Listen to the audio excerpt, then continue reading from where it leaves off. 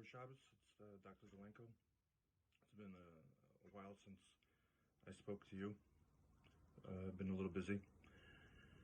It's Erev Shabbos, and I want to give a chizuk, if possible. I know the Olam is scared. We all know people that have died and are very sick. Baruch Hashem and KJ, we've been spared a lot of the pain. And David will invite that it should continue.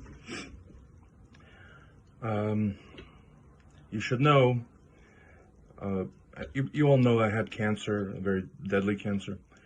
And I also had feelings of fear, of the unknown, and I still do. But I learned that the way to deal with it is not to worry about things you cannot control. So whether or not you're going to live or die or get sick or not, these are not things that are in your control, they're in Hashem's control. So to worry about those things is probably not so constructive or productive. It doesn't lead to any good things. But what is in your control is the ability to increase in chesed, to increase in acts of goodness and kindness, Ahavas Yisrael. And I think that is a very good shmirah.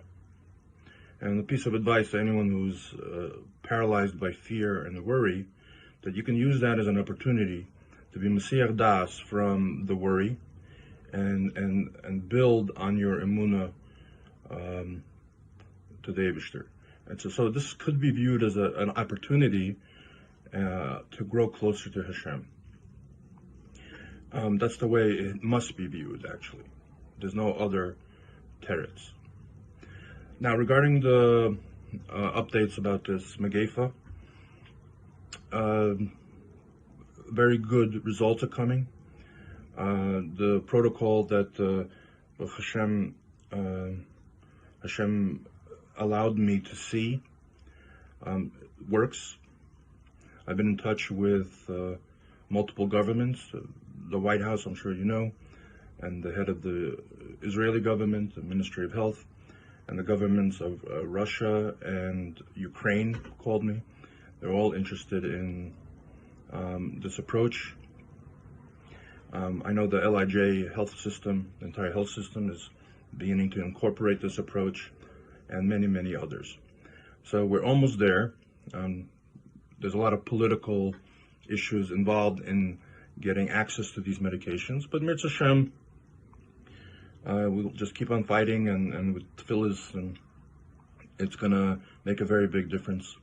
And the most important part of this is, first of all, relax and use seichel.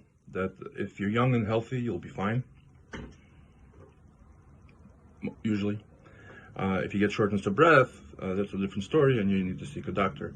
But 99% of young and healthy people will be fine. Let me define what that means. So, not dying and not getting on a respirator. This virus is a difficult virus, and people will be sick for a while. They'll be weak, they'll cough, they'll have fever, they'll be miserable, and so on. But at least you won't die, and at least you won't be on a respirator. So, if you're young and healthy, you'll live and you won't be on a respirator. How about that? If you're in the high-risk group, which I find myself in also, so we have to be careful. And careful means beginning to start treatment as soon as any symptoms develop. That's the most important point. The sooner you start treatment, the more likely you are not to end up in the hospital and on a respirator and dying. Now, it's not 100%. Nothing in life is 100%. It's all in the Eibishter's hands. But definitely the statistics, I mean, just look around. In KJ, Baruch Hashem, no one who actually took the medication died. If you look at the other communities, Williamsburg, Flatbush, Borough Park, Muncie, and so on, there are unfortunately multiple deaths and multiple patients on respirators. according to my knowledge, maybe there's 3 or 4 patients in KJ that ended up on a respirator who took the treatment, but they're doing better, and most of them. The point is that you need to start the medication as soon as possible.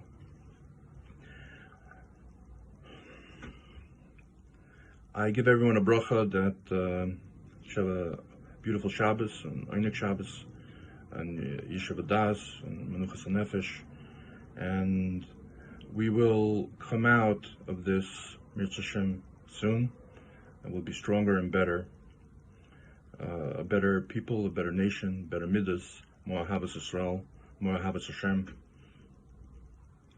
and have a wonderful Shabbos.